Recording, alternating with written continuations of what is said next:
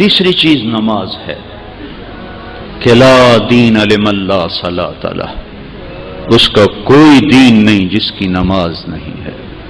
لا دین لمن لا صلاۃ لہ، جس کی نماز نہیں اس کا کوئی دین نہیں. قرآن میں سب سے زیادہ جس چیز کو پھیرا گیا ہے وہ نماز ہے.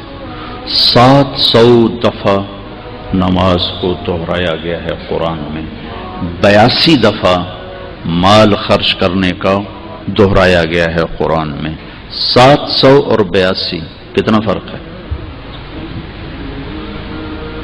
تو تیسری چیز جو ہمیں اللہ سے جوڑے گی، بنیاد مضبوط کرے گی، وہ نماز ہے. کس حد تک ضروری ہے نماز؟ کہاں تک اس کا اہتمام ہے؟ کربلا تاریخ کا عجب واقعہ ہے.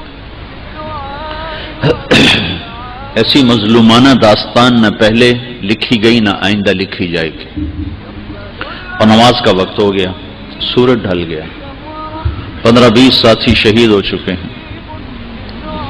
حسین کی نظر پڑی، سورج ڈھل گیا ہے، تو آپ نے زہیر بن القین آپ کے لشکر کے جھنڈا بردار تھے. حبیب بن المظاہر یہ دوسرے جھنڈا بردار تھے. عباس بن علی یہ تیسرے جھنڈا بردار تھے. 3 جھنڈے تھے. تو آپ نے حبیب کو بلایا، زہیر کو بلایا اور فرمایا شمر سے کہو تھوڑی دیر رک جائے، مجھے نماز پڑھنے دے، میرے ساتھیوں کو نماز پڑھنے دے. تو زہیر نے گھوڑا آگے بڑھایا اور کہا کہ تھوڑی دیر کے لیے رک جاؤ، ہمیں نماز پڑھنے دو، پھر جو مرضی ہے کر لیں. اس نے کہا ہم نماز کے لیے تلواریں نہیں روکیں گے، تمہیں نماز میں بھی ماریں گے.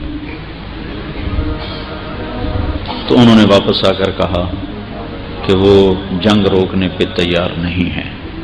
تو آپ فرماتے چلو ٹھیک ہے، بس توکل کرو، کوئی نہیں، ہوں سر تے آئی کھلوتی.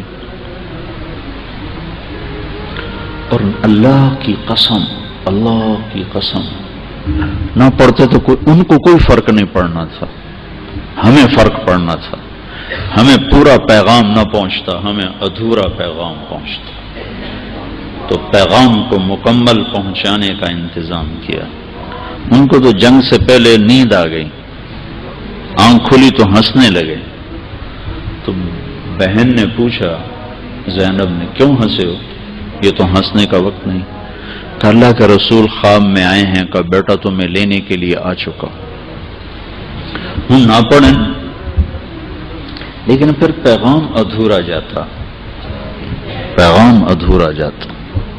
تو فرمایا آدھے ان سے لڑو اور آدھے نماز پڑھو. تو آدھوں کو ان کے سامنے کھڑا کیا اور آدھوں نے اپنے خون سے وضو کیا یا کربلا کی مٹی سے تیمم کیا. ایسے نمازی 14 صدی میں سورج نے نہیں دیکھے، آسمان نے نہیں دیکھے، زمین نے نہیں دیکھے، کہ خون کے فوارے ہیں. جب انہوں نے اللہ اکبر کہا ہوگا تو کیا ہلچل مچی ہوگی عرش فرش. اور جنہوں نے سجدے میں سر رکھا ہوگا تو کربلا کی مٹی نے کیا کیا بوسے لیے ہوں گے. اور تحت الثری تک زمین کا کلیجہ کیسے ٹھنڈا ہوا ہوگا. یہ پیغام منتقل ہوا ہے کہ تم ٹھنڈے کمروں میں بیٹھ کے نماز نہیں پڑھتے ہو، اور اپنے دفتروں کی مشغولی، میٹنگ ہو رہی تھی نماز نہیں پڑھی، عدالت چل رہی تھی نماز نہیں پڑھی، گاہک آئے ہوئے تھے نماز نہیں پڑھی، سوتے رہ گئے آنکھ نہ کھلی. یہ کیا باتیں کرتے ہو؟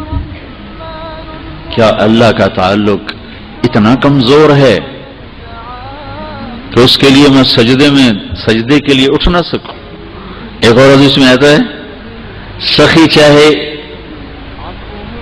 فاسق بھی ہو تو اللہ اس سے پیار کرتا ہے، اور عابد اور بخیل چاہے عابد بھی ہو تو اللہ کے ساتھ اس کا تعلق نہیں بن سکتا ہے.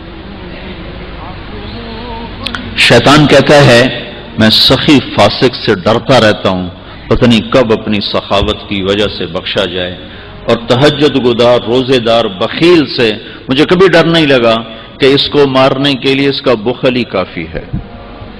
اس کو ہلاک کرنے کے لیے بخل ہی کافی ہے۔ یا رسول اللہ مل ایمان، ایمان کیا ہے؟ تو آپ نے کہا الصبر والسماحۃ، صبر کرنا، سخاوت کرنا۔ سخی اللہ کو پسند ہے، بخیل سے اللہ کو بغض ہے۔ ایک دفعہ بنی اسرائیل کے ایک عابد کی شیطان سے ملاقات ہوئی تو وہ کہنے لگا ایک بات تو بتاؤ، تمہارے یار کون ہیں؟ تمہارے یار کون ہیں؟